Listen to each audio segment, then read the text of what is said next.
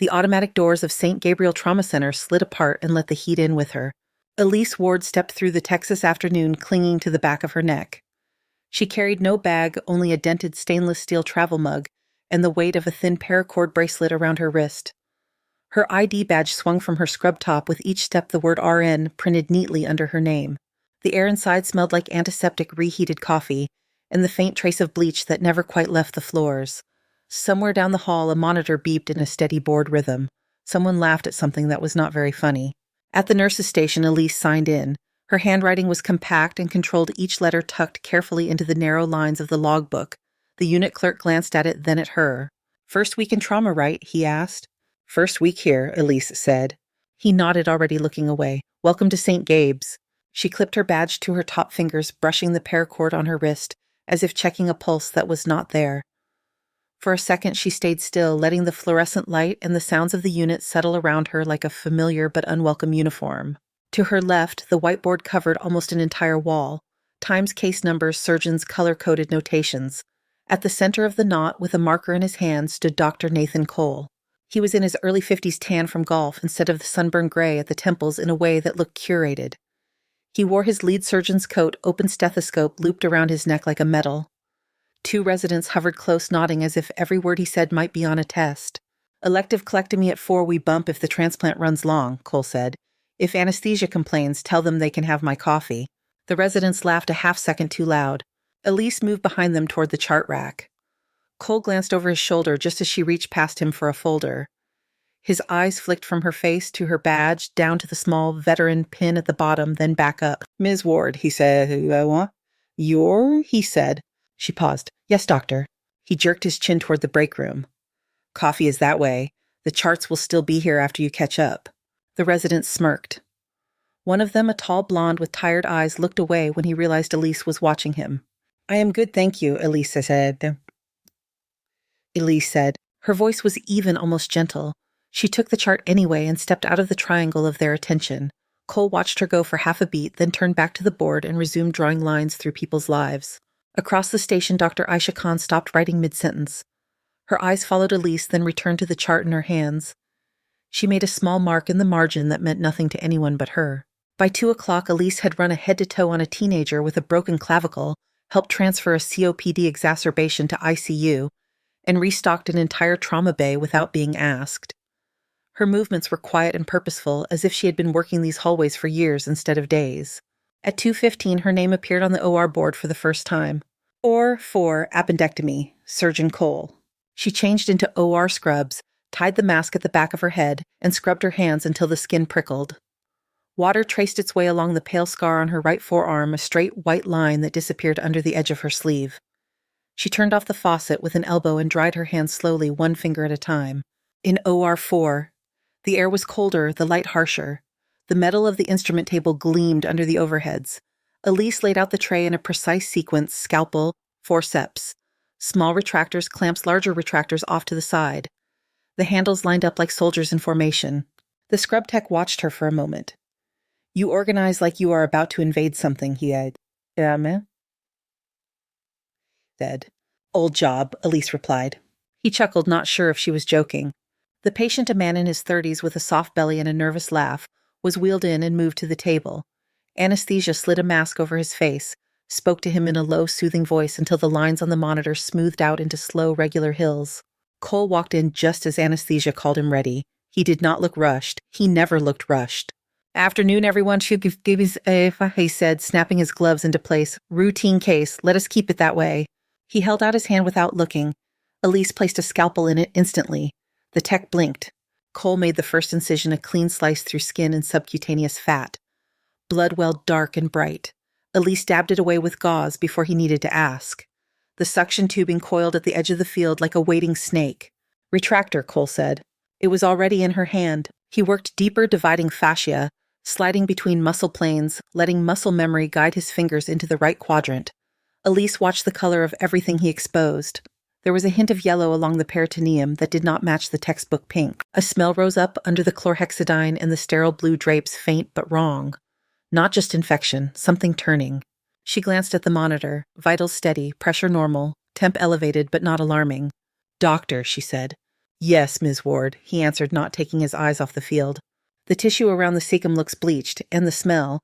It might be more spread than the scan showed. Cole finally looked at her over his mask. Appendix is inflamed but intact. Vitals are stable. Imaging was clear. Your job is to hand me instruments, not to reinterpret radiology.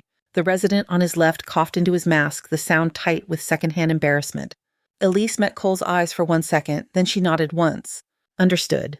30 seconds later, as he lifted the appendix, a pocket of cloudy fluid broke open and spilled into the cavity. The smell thickened, heavy and sour. The resident flinched. Cole stiffened. Irrigation. Elise handed him the bulb syringe. It had been in her left hand for the last 10 seconds. In her right, the suction tip was already hovering, waiting to clear what the wash dislodged. He moved faster now, chasing infection he had not planned on finding. The case that was supposed to be an hour stretched toward 40 minutes. He called for a retractor. Richardson large, he said. Yeah? He said. Elise put the smaller one in his palm. I said large, he snapped. Small first, she replied quietly.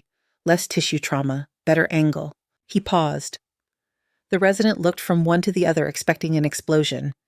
Instead, Cole adjusted the smaller retractor, found that it did in fact give him the exact view he needed, and said nothing. On the far side of the table, Aisha observed eyes moving between the incision and Elise's hands. Those knots, she murmured to the anesthesiologist as Elise tied off a bleeder. Interrupted tension sutures.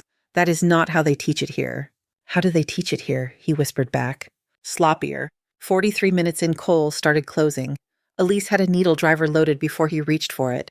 Skin came together in neat steps, leaving only a thin line that would fade under hair and time. By 3:30, the patient was on his way to recovery, prognosis, excellent chart reading, uncomplicated. Cole stripped off his gloves and dropped them into the biohazard bin. He looked at Elise for a long moment, eyes unreadable. Lucky instinct, he said. Ting, he said. Training, she answered. Do not expect compliments for doing your job. I do not. He walked out, residents trailing behind him. Their voices faded down the hall. Aisha lingered at the doorway, watching Elise wipe down the instrument table, every movement efficient, nothing wasted. Where did you train, Ward? She asked. Elise stacked clamps, metal clicking softly against metal. Here and there. That is not an answer. Elise looked up. Her green eyes were steady, hard to read. It is the one I have. Aisha held her gaze, then nodded once and left. Alone in the OR, Elise stepped to the scrub sink. She turned the water on, hot, let it run over her fingers until the sting grounded her.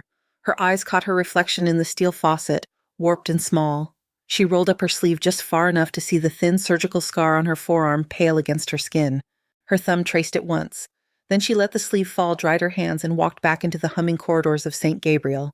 The monitors out there kept beeping in calm, indifferent rhythm. Her hands were steady when she sat at the station and began to write her post-op notes in tight, precise lines. By late afternoon, the light in the windows had turned the color of weak tea. The heat outside pressed against the glass, thick and stubborn, but inside St. Gabriel the air stayed cool and sharp. Elise finished her post-op notes, closed the chart, and checked the trauma board. The cases were stacking up in cramped handwriting, names and room numbers layered over each other. She did not see her own written anywhere which suited her. At 4:00 the intercom crackled. Trauma team to Bay 2, level 1 trauma incoming. The words rolled through the unit, chair scraped. A monitor alarmed briefly, then quieted. Somewhere sneakers squeaked against linoleum. The charge nurse looked up. Ward, you are in Bay 2. Got it, Elise said. She moved with the other nurses toward the trauma bays, pulling on a yellow gown as she walked. The adhesive of the mask tugged lightly at the skin on her cheeks. Latex snapped around her wrists. Her hands remained steady. Bay 2 was smaller than it felt during drills, the overhead lights unforgiving. The bed in the center weighted empty sheets folded back. The wall monitor blinked idle green lines. EMS is 2 minutes out, the clerk called from the doorway. MVC multiple victims. This one reported as chest trauma, hypotensive but talking. Fluids, chest kit, airway tray, Elise said to the tech beside her. He moved without questioning that she knew the list. In Bay 1, separated by a curtain and 10 feet of air, she heard Cole's voice. Bay 1 is mine, con with me, grant you stay on my hip. They arrived in a rush of sirens and exhaust.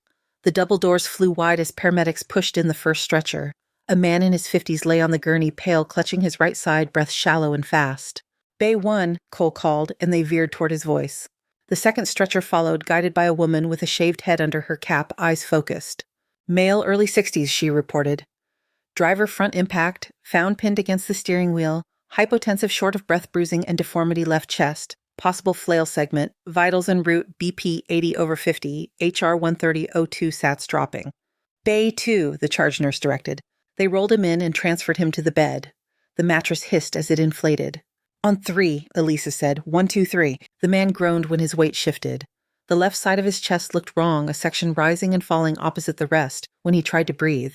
His skin had the gray tinge Elise had seen too many times before. She pressed the sensor to his finger. The monitor flickered to life. BP 7849, HR 132/02 sat 82. Sir, she said, leaning close.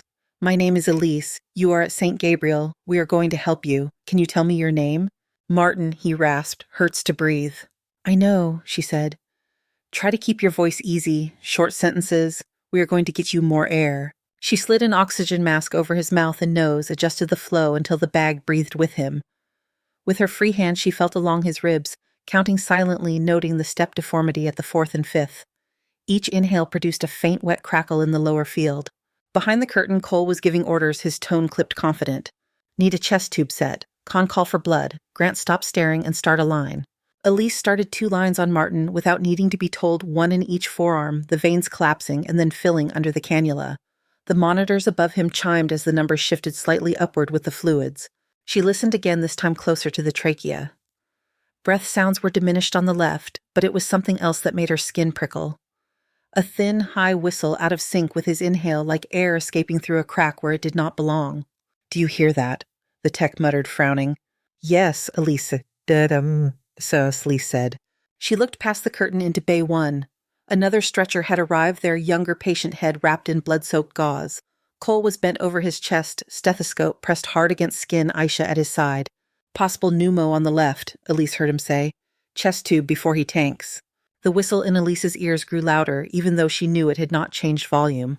She watched Martin's neck as he tried to draw another breath. The muscles above his collarbones tugged hard.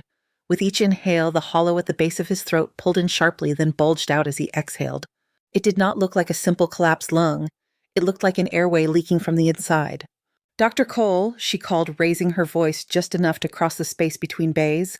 Listen to his neck. I am a little busy saving someone over here, Cole answered without looking up. Rhodes, where is that tube kit? The whistling, Elise said. It is tracheal, not pulmonary. Back to your patient ward. She bit down on the back of her teeth. Martin's hand found her wrist fingers digging into her sleeve. Cannot breathe, he choked. I know, she repeated. She tilted his head, checked his mouth for obstruction, made sure the tongue had not fallen back. The whistle persisted, impossible to ignore now that she had noticed it.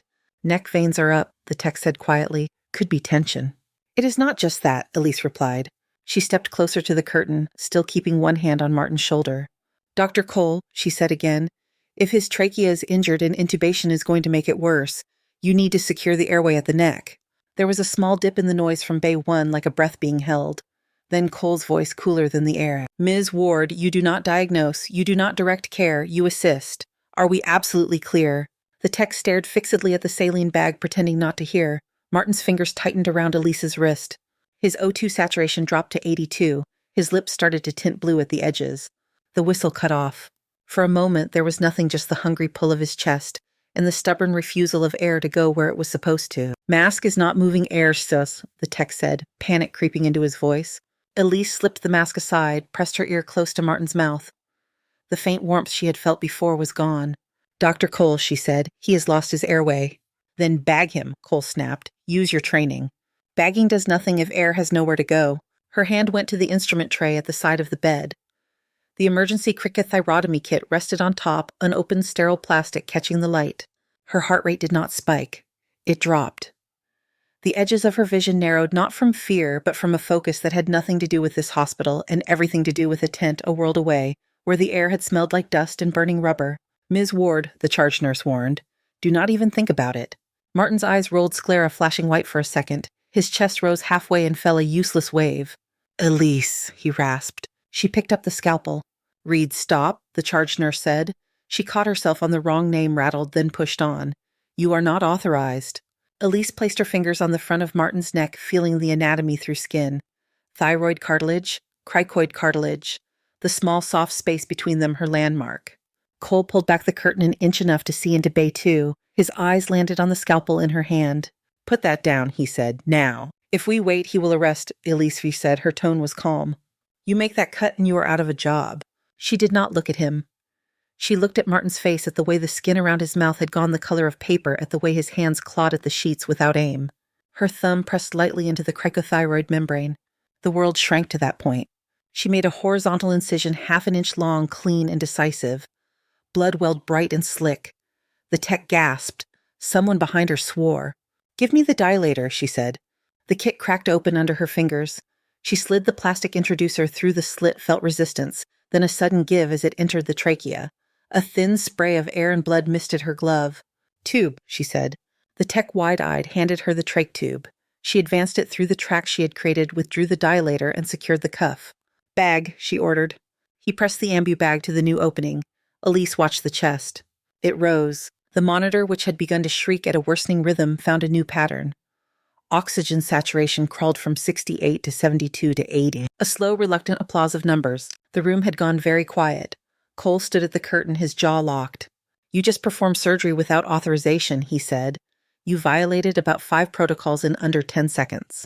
Elise looked up at him. There was blood on her forearm, a thin red line crossing the pale scar. He is breathing, she said. That is not the point. It is to him. The charge nurse shifted her weight, caught between relief and dread. Dr. Cole, she said carefully, we can discuss this later. No, he replied. His cheeks were dark. We will discuss it now. Ms. Ward, you are suspended from trauma effective immediately. Turn in your badge and leave the unit. The tech breathed in sharply. Martin, still gasping through the tube in his neck, reached for Elise, but his hand fell short. Aisha appeared at the edge of the bay, drawn by the quiet. Her eyes took in the incision, the tube, the numbers on the monitor, then Elise's face and the tension around Cole's mouth. She saved his airway, Aisha said. She overstepped, Cole answered. She put this hospital at risk. Get her out of my bay. Elise peeled off her gloves. They made a dull sound as they hit the biohazard bin. Her hands were bare and perfectly still. Understood, she said. She unclipped her badge, set it on the counter by the monitor, and stepped around the bed. For a second, she let her fingertips brush Martin's, a brief, steady contact. You are okay, she told him. His eyes were wet.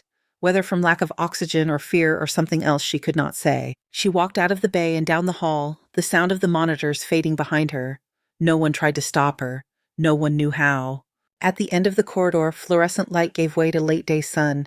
The automatic doors parted and the heat hit her full in the face. In the parking lot, the asphalt still radiated warmth.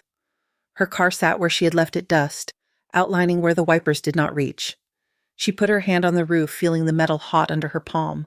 Her fingers started to tap a quiet pattern, down, down, down, pause, down, down, down, pause. 30 compressions, 2 breaths, 32. She watched her hand. It was not shaking. Inside, somewhere behind tinted glass and painted lines, the hospital kept humming.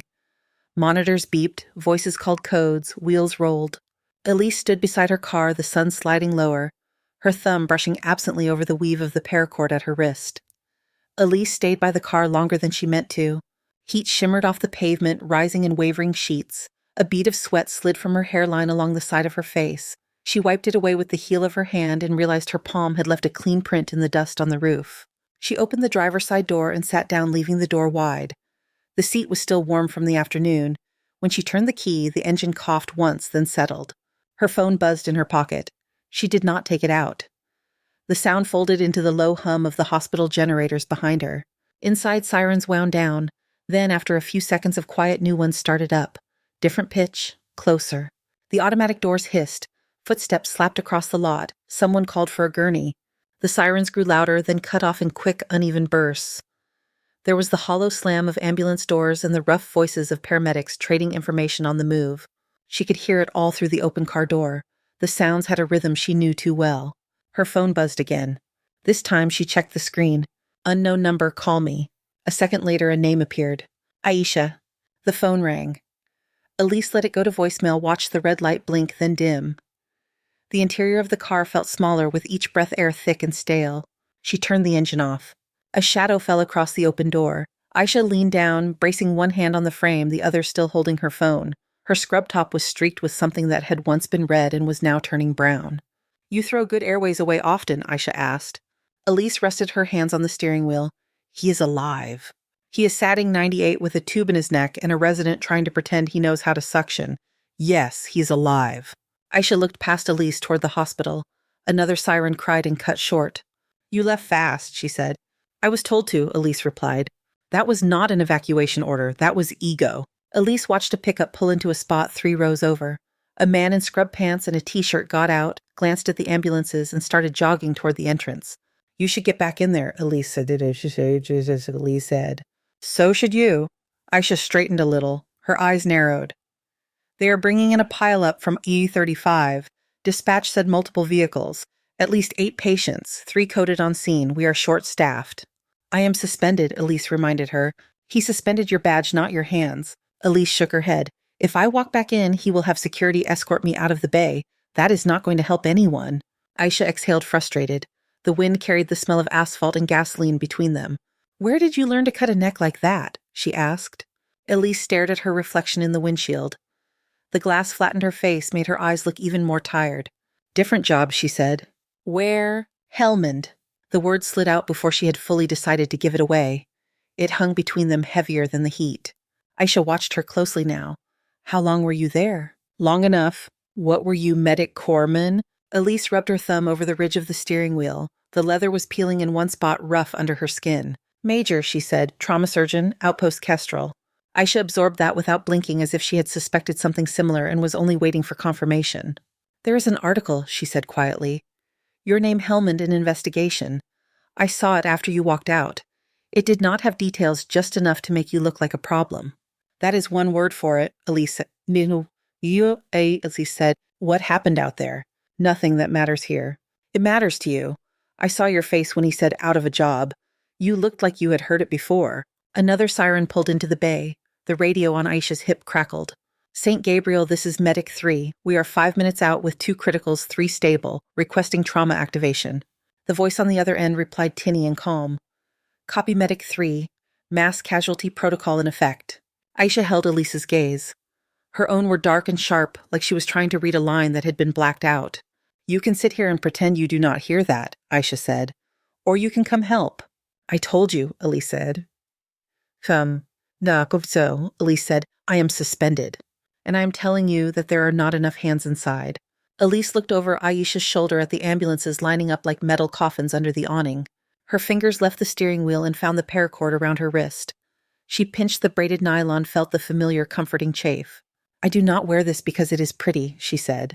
I wear it to remember what happens when I think I know better than command. Aisha's expression shifted, irritation softening into something else.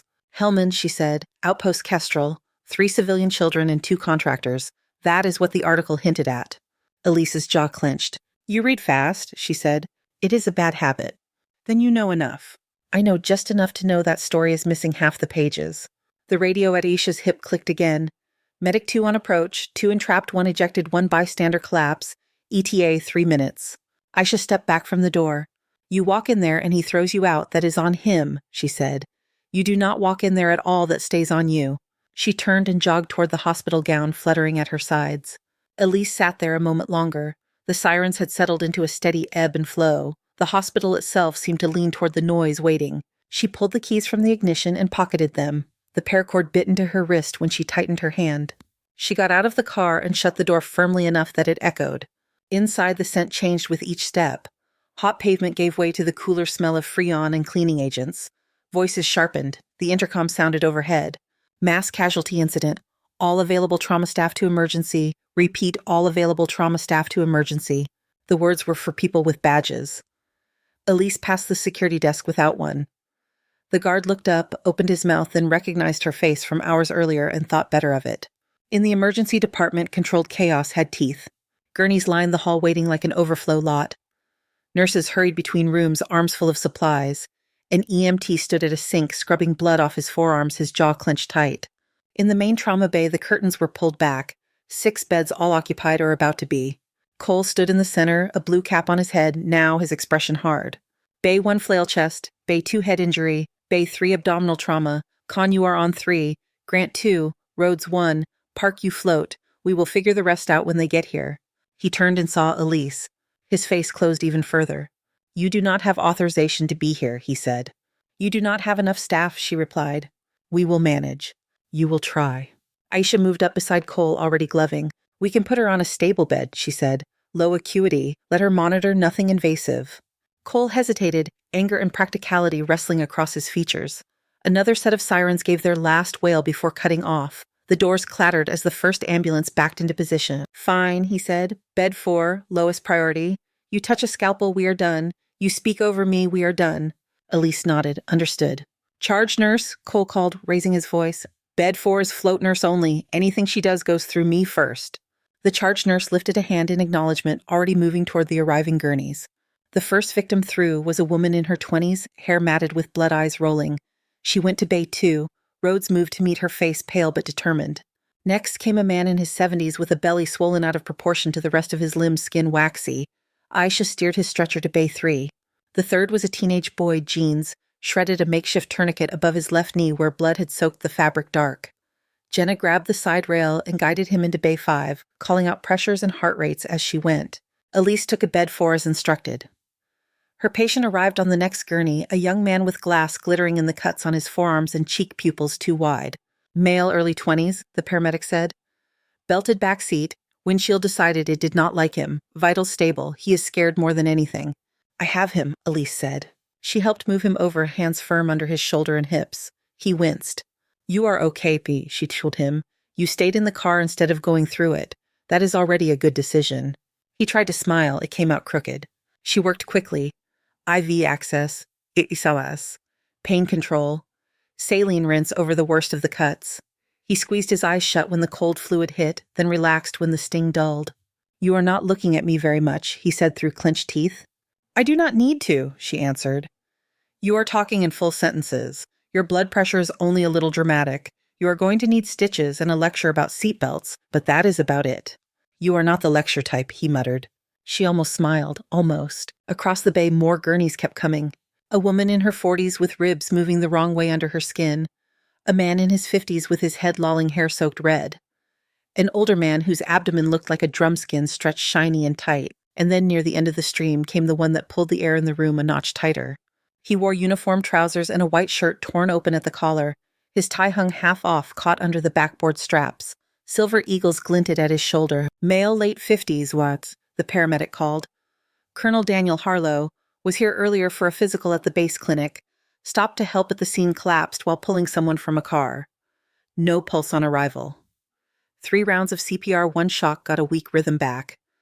Vitals en route BP 80/40, HR 140.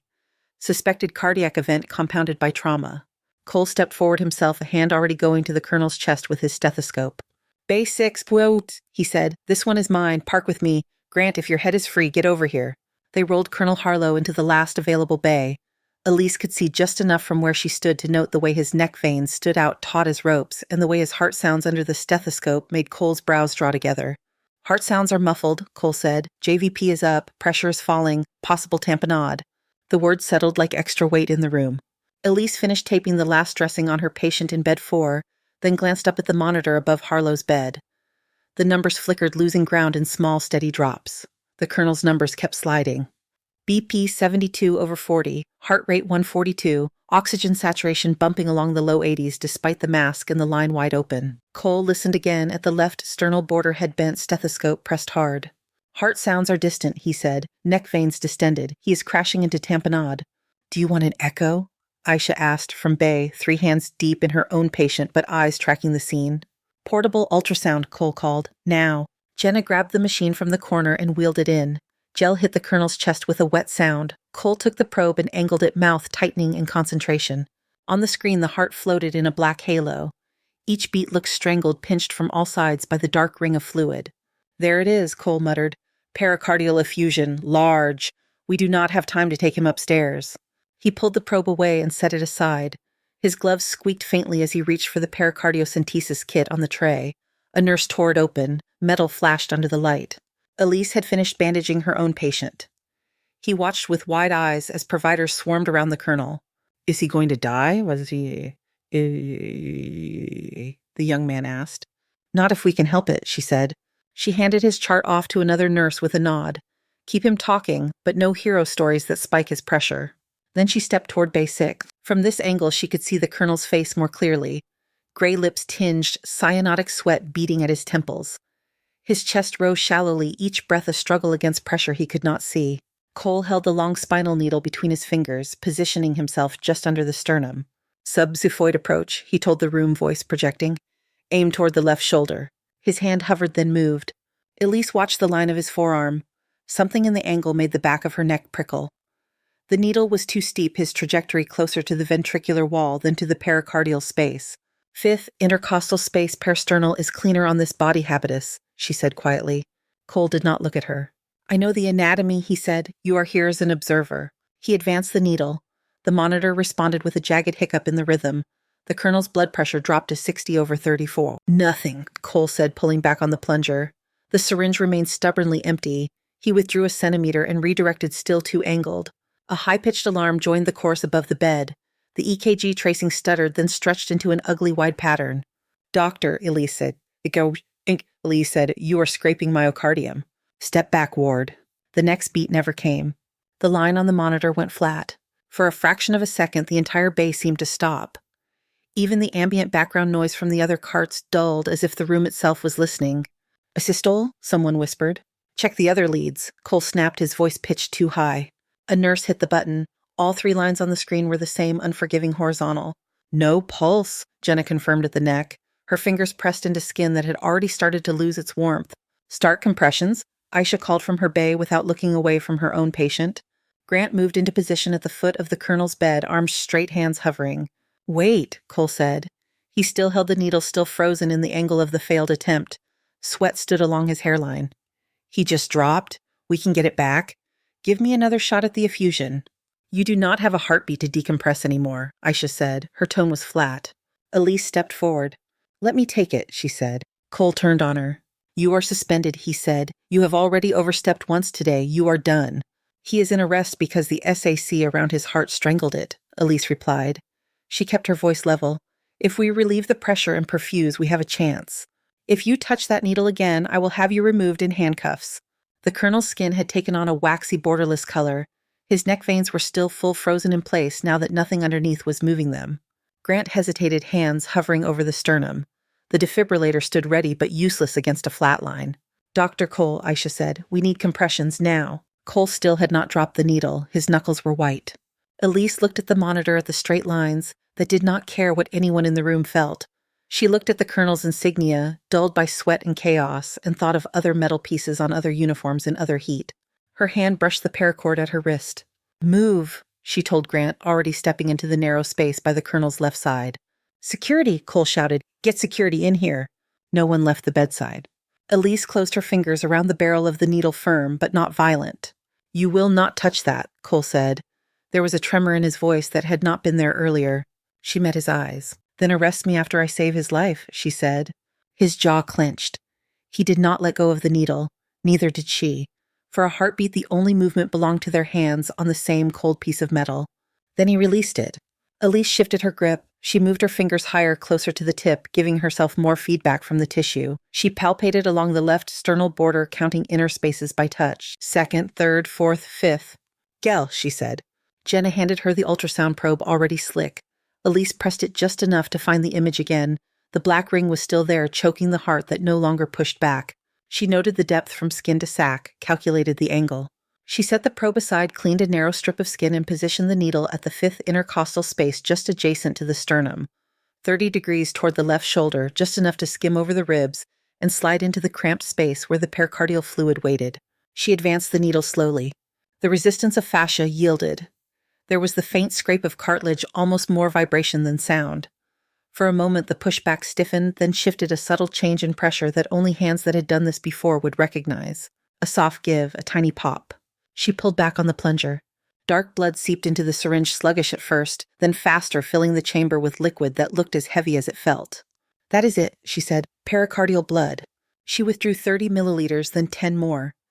She watched the EKG, hoping for even the smallest flicker of electrical activity. The line stayed flat. Nothing, someone murmured. Elise handed the needle to Jenna. Hold that vertical, do not flush. We may need to re-inject for analysis, she said automatically. Compressions now, Aisha called. Elise placed the heel of her hand on the colonel's sternum, fingers, interlaced, arms locked.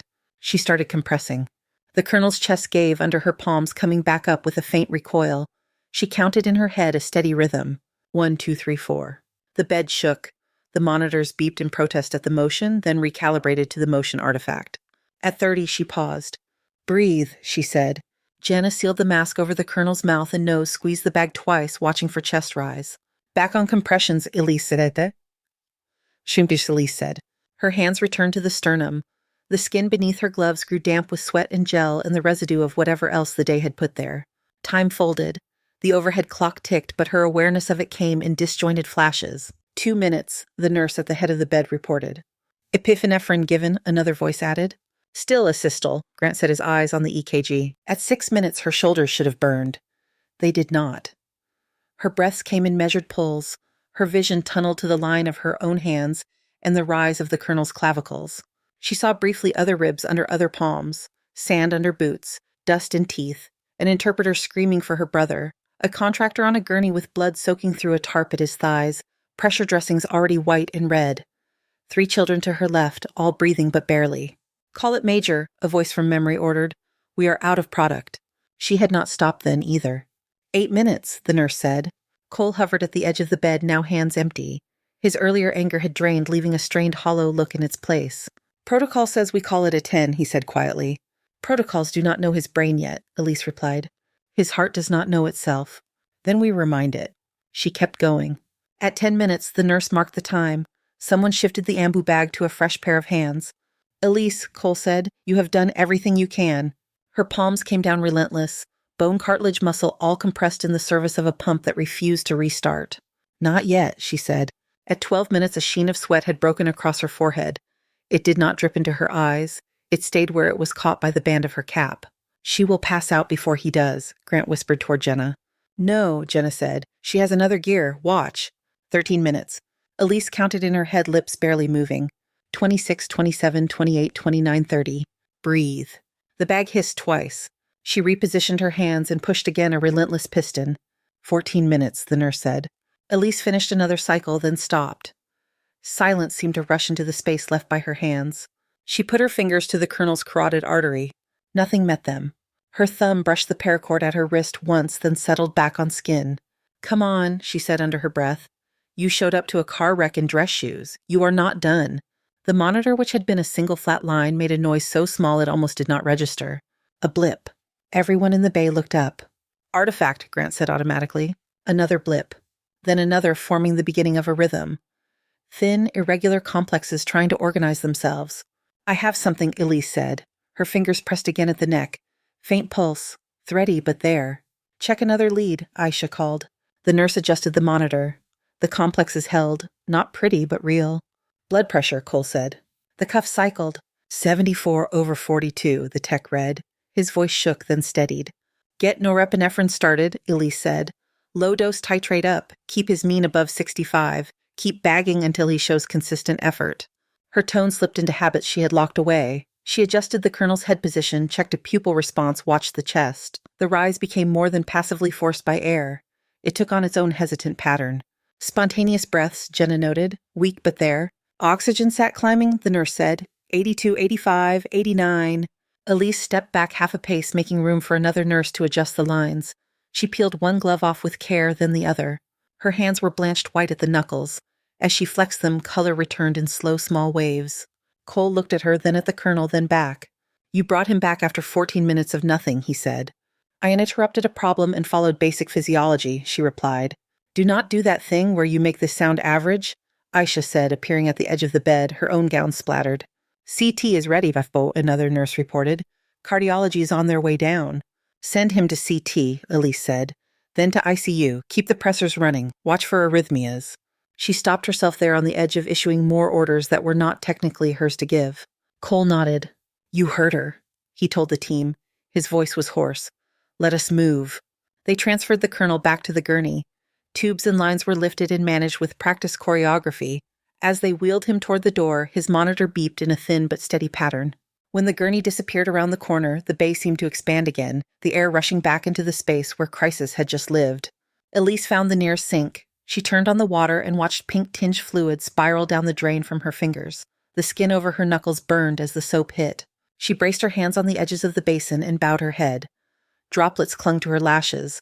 The fluorescent light above flickered twice, then held. Her reflection in the metal backsplash looked older than the file picture in HR. Damp hairline lines carved a little deeper around her mouth. Eyes that had seen a flat line turn into a rhythm and refused to entirely trust it. Someone spoke her name behind her. She did not turn right away.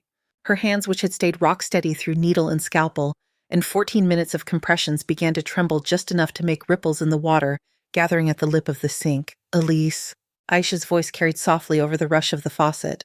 Elise turned off the water. The trembling in her hands slowed but did not stop. She kept them under the stream a second longer than necessary, then reached for a paper towel. "You all right?" Aisha asked. Elise dried her fingers methodically. "I am vertical," she said. "It will do." "I checked on Harlow," Aisha said. "CT showed the effusion decompressing. No obvious bleed out. Cardiology thinks he has a real shot." "Good," Elise said. Elise said. The word felt small for the weight it carried. Aisha watched her twist the towel into a tight spiral, then flatten it, then twist it again. "There is a chapel upstairs," Aisha said. "Quieter than the supply closet, less mop smell."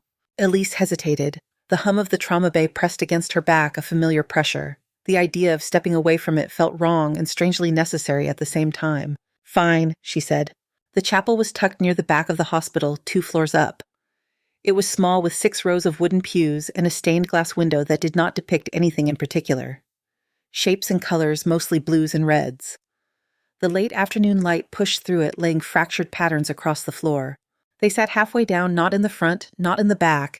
Elise leaned forward, forearms on her thighs, hands clasped loosely, the paracord bracelet pressed into the skin above her wrist bone. Aisha did not speak for a while. The quiet had its own texture, air conditioner humming. Faint footsteps in the hallway outside. Somewhere distantly the beep of a monitor that would not have survived down in trauma. "Hellman," Aisha said finally, "Outpost Kestrel." Elise kept her eyes on the colored light on the floor. "You really went looking." "I wanted to know who I was watching cut into people," Aisha said, "and why she wins fights with attendings in her first week." "He won," Elise replied. "He suspended me. And you brought a colonel back from a systole. That will complicate his paperwork." Elise exhaled almost a laugh, though not quite. "What did you read?" she asked. Headline: Army surgeon under investigation after controversial triage. Names blacked out except yours. Helmand Province, civilian casualties, 2 American contractors, that was it. "There were 3 children," Elise said. Her voice thinned. "Local kids, 1 boy, 2 girls. They were hit by shrapnel outside the wire. They came in first. Massive blood loss, but they were young. They had reserves. You could see it in their eyes." The stained glass colors shifted slightly as a cloud moved across the sun. 2 contractors came in after, she continued. Explosive under their vehicle, legs gone above the knees, femoral arteries blown. By the time they reached us, they had soaked through their dressings. We did what we could in the field, but there is only so much you can hold in with hands. Aisha did not look away. "We had 6 units of blood product left that could go into any one day saïse. Nai? Yenna," Elise said. "The kids needed maybe 1 each to get them to Kabul. The contractors needed all 6, and then some with no guarantee they would make it to the flight line."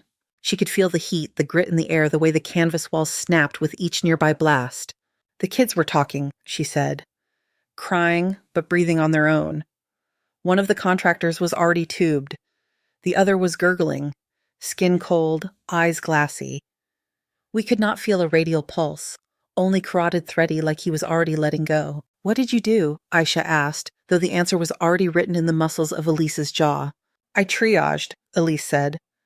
"I split the blood between the kids. I pulled my best nurse off the contractor and put her on the smallest girl. I remember his buddy yelling at me to switch back, saying they had families, that they worked for us, that the kids would get cared for anyway." Her fingers dug into her own palms. "The kids lived," she said. "We've flown them out. The contractors died on the table." There was no victory in the word lived, no triumph. Just a brittle fact. "Then someone back home read a report that said I diverted resources from Americans to locals," Elise said. "Once the words are written that way, nobody cares what the physiology looked like." "You think you killed them," Aisha said quietly. "I signed the order that took the nurse off their chest," Elise replied. "I am the one who stepped away." The chapel door opened with a soft click. Footsteps came up the aisle, quick and hesitant. "Sorry," Jenna said, stopping at the end of their pew. Her hair was pulled back, stray strands pasted to her forehead. She held her phone out in front of her like it was something breakable. "I have something you both need to see," she said. Elise straightened slowly. "I'm not in the mood for pictures of my own arrest." It is not that, Jenna said. I went digging. There's a declassified after-action report on Kestrel. It is buried, but it is real. She handed the phone to Elise. A dull scanned document filled the screen. Lines of text, some sections still blacked out, others left bare. Elise's name appeared near the top. She skipped past it to the body of the report eyes, scanning fast. Trauma arrival time, she read under her breath. Estimated blood loss. Mechanism. She reached the section on the contractors, her eyes slowed. Non-viable upon arrival, she read aloud. Traumatic bilateral above-knee amputations. Estimated blood loss exceeding 60% of total volume. No recorded radial pulse. Initial systolic under 60. She swallowed. Mortality predicted above 99% Wagdio, she continued. Resuscitative efforts on scene inadequate to reverse hypovolemic shock. Any further use of blood products considered futile. Her hand tightened around the phone, the edges dug into her palm. That is not what they told me in the hearing, she said. I know, Jenna said. They classified the real report, fed you a version that made it look like a judgment call instead of a foregone outcome. Elise's vision blurred. The letters smeared for a moment before sharpening again.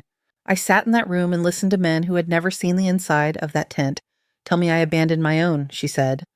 I looked at the numbers on my own notes and still believed them when they said I could have saved them if I just tried harder. You could not, Aisha said. They were gone before they hit your table. You saved 3 kids, Jenna added. Every medic that rotated through Helmand after that heard about the surgeon at Kestrel who did not waste blood on bodies that could not use it. They were angry at command, not you. Elise lowered the phone. Her hand had started to shake again, not from exertion now, but from something older letting go. I carried them anyway, she said. You carried them because no one told you the truth, Aisha replied. Now you have it. Elise did not answer. She stared at the stained glass where red bled into blue-purple in between. The chapel door opened again. This time the step was slower, heavier. Cole stood at the back for a second as if unsure he had the right to enter. Then he walked down the aisle, stopping at the end of their row. Aisha, he said, park. They both rose automatically. Give us a minute, he said. Jenna looked at Elise. Elise nodded once. They slipped past Cole and left closing the door behind them with a soft latch. Cole sat where Aisha had been. He did not quite face Elise, instead looking at the shadows on the floor. I spoke to cardiology, he said. They said without the decompression and compressions, Harlow would have been a body, not a transfer. Elise did not move. I spoke to administration too, he went on. They watched the footage. They know you were suspended when you walked back into that bay. They know you ignored me when I told you to stand down. That is going to be a long email thread, Elise said. They are not angry, Cole said. They are terrified of liability, but they also saw what you did. I think terror and awe sometimes look similar if you are not used to either. He rubbed his hand over his face, leaving a faint smear of something on his cheek. I owe you an apology, he said. Several, in fact. You already told the nurse to suspend me, Elise said. You do not need to apologize for something you meant. I meant it at the time, he agreed. I do not now. He took a breath and let it out slowly. I did one tour with the army to, he said. In Germany. I call it a tour because it sounds like something. I was never closer to a war zone than the waiting room in Launchstoel. I came home to Texas, took a job at St. Gabriel, and let people assume I had done things I had not. He looked at his hands. Then you walked in with a veteran pin and a scar that looked like a story I did not want to hear, he said. You were better in the OR than half my fellows. You saw things before I did things I thought I was supposed to be the one to catch. Every time you were right, it felt like an indictment. So you put me back in the nurse box, Elise said, where I could not reach the instruments. Where I thought I could keep you small enough that you did not threaten the version of myself I had built, Cole said. Then you cut a neck and saved a man I was about to lose. Then you pulled another one back from flatline in front of my entire team. He finally looked at her. I have been playing at being the kind of doctor you actually are, he said. I am tired of the pretense. Silence followed, but it was not empty. Administration wants to offer you chief of trauma, he said. Title, salary, full authority. I told them I would step down. I do not want your desk, Elise said. Elise said. The answer came out before she fully thought it. I do not want your office, she added. I do not want to sign schedules and sit in meetings about parking passes. What do you want? He asked. She sat back, letting the question settle. The answer had been circling her for months, maybe longer, waiting for a crack. I want to run a team on the floor, she said. I want to take the worst cases and turn them into people who walk out. I want to teach the people around me to do the same, so it is not just me standing at a bed when everything goes wrong. Cole listened. I want a program, she said. Combat medicine principles applied here. Pericardiocentesis, cricothyrotomy damage control, not as rare tricks but as standard drills. For residents, for nurses, for medics. Anyone who shows up when the sirens do. You want to train in Army, Cole said, a faint, grim smile touching his mouth. I want to make sure the next person who sees a neck like Martin's or a chest like Harlow's does not freeze, Elise replied. She glanced at the phone still in her hand, the words, non-viable upon arrival, glowing faintly on the screen. And I want Park in medical school, she added. Full scholarship if we can do it. She has what this place needs more of. Cole nodded slowly. I can take that upstairs, could've, he said. They will grumble, they always do. Then they will check the numbers on Harlow and they will say yes. He held out his hand. Whatever the title ends up being, he said, I would be honored to work under you, or beside you, or however you want to structure it. Elise looked at his hand, then took it. His grip was firm. Her own had stopped shaking. Her phone buzzed once more. Cole stepped back to give her space as she checked it. The message on the screen came from a number she had not seen in years. Ward. This is Chen. Heard what happened at St. Gabriel. Word gets around. Kestrel was a bad day, but you made the right call and you know it now. The Army lost a hell of a surgeon. Do not let anyone else bury you. 1. She read it twice. A small, uneven breath left her. Everything all right? Cole asked. For the first time in a while, she said it might be. Downstairs, somewhere behind walls and floors, a monitor kept beeping an unremarkable steady rhythm. 3 months later, the conference room on the 4th floor looked like it had been built too small on purpose. Every chair was full. Residents lined the back wall, clipped to their coffee cups and stethoscopes. Nurses had claimed the side rows, some still in their trauma gowns with the ties tucked into their pockets. A cluster of paramedics in Navy uniforms stood near the door, radio straps crossing their chests. At the front of the room, a projection screen glowed. Combat Medicine for Civilian Trauma. Instructor Dr. Elise Ward, Elise, stood beside the screen in dark blue scrubs and a white coat with her name stitched over the heart. The paracord bracelet circled her wrist, the nylon slightly frayed along one edge. Next to her on a rolling cart, a row of procedure mannequins weighted chests and necks and plastic skin. She let the room settle. Conversations thinned and disappeared. Chairs creaked once or twice, then were still. Good morning, she said. Her voice filled the space without straining. My name is Elise Ward. I have worked in places where there were not enough hands and no backup. I have watched people die on tables we could not move and in helicopters that did not come. I have also watched people live through things that should have killed them because someone in the room knew what to do and did not stop. She clicked a remote. The slide changed to a simple EKG trace, 3 beats, then a flat line, then a ragged crawl back into a narrow rhythm. This is a language your hands need to be fluent in, she said. Today and every day you walk into a trauma bay. A resident in the 3rd row raised his hand. He was new, his ID badge still stiff at the corners. Dr. Ward, Cook, he asked. How do you know when not to stop? When it is worth pushing past the usual numbers? Elise considered the question. For a moment she saw the chapel glass, the report on her phone, Harlow's chest under her hands. You learn to read more than the monitor, she said. You read mechanism downtime, what happened before they hit your door. You listen to the people who brought them. You listen to your own limits. And if there is a chance, even a narrow one, you go, until you can say you exhausted it, not yourself. She clicked again. The image changed to a diagram of the heart, a cartoon pericardial sac around it. We are starting with pericardiocentesis, she said. Because when this goes wrong, it goes wrong fast. And when it goes right, you get to watch a heart remember its job. Soft laughter moved through the room. The procedure itself is not magic, she went on. It is angles, landmarks, and respect for the structures you are passing. You will all do it today, on plastic for now, on people later if you need to. She nodded to the woman standing slightly behind her. This is Jenna Park, she said. Some of you know her as the tech who saves your cases when you forget to ask for 3 things at once. She's now also a 2nd-year medical student and your teaching assistant. A small round of applause rose. Jenna's cheeks colored. She stepped forward. I spent years watching surgeons work, Jenna said. Then I watched Dr. Ward pull a kernel back after 14 minutes of flatline and realized those hands were doing something I wanted mine to be able to do. She has agreed to teach all of us. I suggest we pay attention. They broke into stations. At one, a mannequin torso lay with an ultrasound probe resting on its fake ribs. Elise stood behind a resident, guiding his hand along the plastic until the screen showed a dark ring hugging the mock heart. "There," she said. "See the separation around the ventricle." He nodded. The needle in his other hand shook slightly.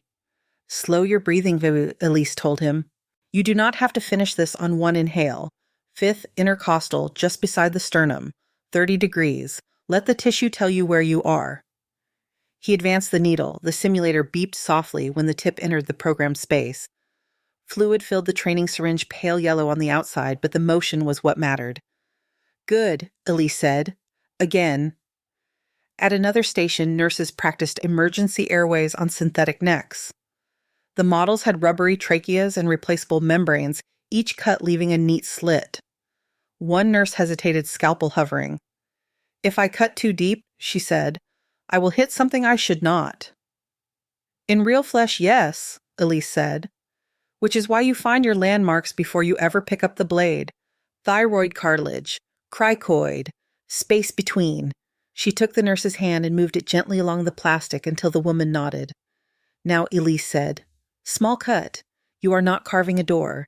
You are making an opening." The incision was clean. The tube slid in.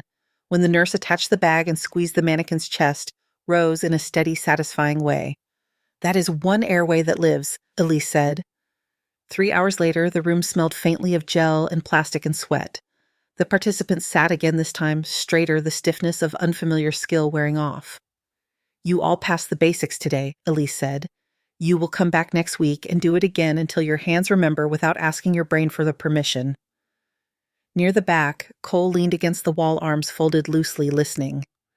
Aisha sat in the last chair, notebook open but mostly unused. She watched the faces of the people in the room as much as the slides. After dismissing the group, Elise and Jenna started cleaning the stations. Cables wound, mannequins covered, needles checked into sharps containers. Cole approached a folder under his arm. "FEMA sent a letter," he said, handing it to Elise. "They caught wind of the program. They want to send observers, maybe adapt it for other centers." Elise scanned the first lines. Federal language. Phrases about replication outcomes metrics. "DOD reached out too," Aisha said, joining them. "They want advice on helping military medics transition into civilian trauma. Someone must have told them you figured out how to walk that bridge the hard way." Elise closed the folder. "We can talk to them," she said. "One thing at a time." In the step-down unit, Colonel Harlow sat upright in a chair beside his bed, a blanket over his knees. The scar on his chest was small, a short line under the ribs, where the needle had gone in. His daughters filled the room, coffee cups in hand, jackets over their arms. When Elise entered, they stood. "You must be Dr. Ward," the oldest said. "I am Sarah. This is Megan and Claire." Harlow lifted a hand, motioning Elise closer. "They tell me I dropped on the job," he said. "Seems I was too stubborn to stay down." "You picked a bad time for a cardiac complication," Elise said. "Or a good time, depending on how you look at it." He reached into the drawer of his bedside table and pulled out a small photograph. 5 kids, all under 10, stood around a man in fishing gear, holding a rod that bent toward the water. "My grandkids, May," he said. "I was supposed to take the oldest out again next month. When I woke up and they said my heart had stopped, that was the first thing I thought about. That and the fact that someone in that room did not let the monitor have the last word." "It was a team," Elise said. "Torres the medic told me enough," he replied. "She talked about you like the stories we used to tell about surgeons in the field, the ones who refused to quit." He held her gaze. "I heard something about Helmandgiso," he said. "That you carried weight from there longer than you needed to. You have let it go yet?" She thought of the report on Jenna's phone, of Chen's message, of the way her hands had steadied over the last weeks. "I am working on it," she said. "Good," he answered. "Because whatever they wrote in some office, you are the reason I'm sitting here annoying my daughters instead of having them stand over a flag. That counts more than paper." On her way out, Elise paused at the window near the elevator. From here she could see the corner of the parking lot, where her car usually sat, the spot where she had nearly driven away months earlier. Her phone buzzed, a message from Jenna. "Sim lab prepped for tomorrow. Also paramedics from 2 more counties just signed up." Word spreads fast. Elise slipped the phone back into her pocket. The intercom interrupted the quiet. Dr. Ward to Trauma 1. Dr. Ward to Trauma 1. The words flowed through the halls with a familiarity that no longer felt like a summons and more like a confirmation. She headed for the stairs instead of the elevators, taking the steps two at a time. On the trauma floor, Aisha already had gloves on. Jenna stood at a cart, pulling open drawers, her white coat bright under the lights. Single vehicle rollover, Aisha said as Elise approached. Driver unrestrained, they are bringing him straight in. Elise snapped a pair of gloves off the box and pulled them on. She checked the monitor, the suction, the airway cart, each motion calm and practiced. The doors opened. The paramedics pushed in a gurney, voices overlapping as they gave report.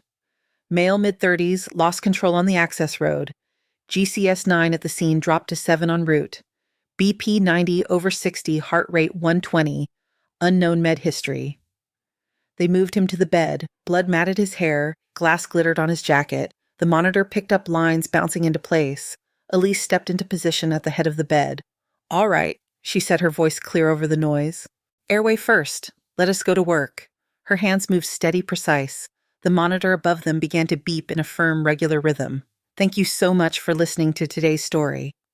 If this story resonated with you or made you reflect, I'd love to hear your thoughts, so feel free to share them in the comments below.